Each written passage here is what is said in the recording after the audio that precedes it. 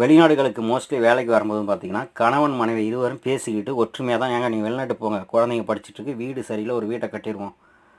நீங்க போங்க. நீங்க அங்க வேலை செஞ்சு அனுப்பிவிடுங்க. இங்க நான் பொறுப்பா பார்த்துக்கிறேன்னு" சொல்லி 2 பேரும் ஒற்றுமையா தான் வராங்க. ஆனா இடையில வந்து பார்த்தீங்கன்னா, இங்க இவருக்குள்ள பிரச்சனை, அங்க அவங்களுக்குள்ள பிரச்சனை வந்து பார்த்தீங்கன்னா, வாக்குவாதங்களா மாறுது. வாக்குவாதங்கள் மாறும்போது நீங்க தான் சரி பண்ணணும்.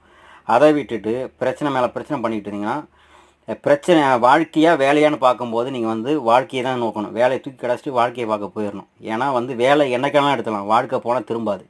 இதுமாரி தான் அருப்புக்கோட்டையை சேர்ந்த சகோதரர் வந்து சகோதரர் வந்து பார்த்தீங்கன்னா, சிங்கப்பூர்ல ஒர்க் பண்ணிக்கிறாரு.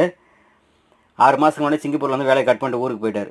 நேற்று இரவு 20ஆம் தேதி வந்து பார்த்தீங்கன்னா, மனைவி 2 பெண் குழந்தைங்கள வந்து வெட்டி கொலை பண்ணிட்டாரு. போலீஸ்ல போய் நேற்று 21ஆம் தேதி இன்னைக்கு போய் சரண்டர் ஆயிட்டாரு. அவர் சொன்ன ரீசன் வந்து உங்களுக்கு எல்லாருக்கும் தெரியும். நான் சொல்ல தேவையில்ல.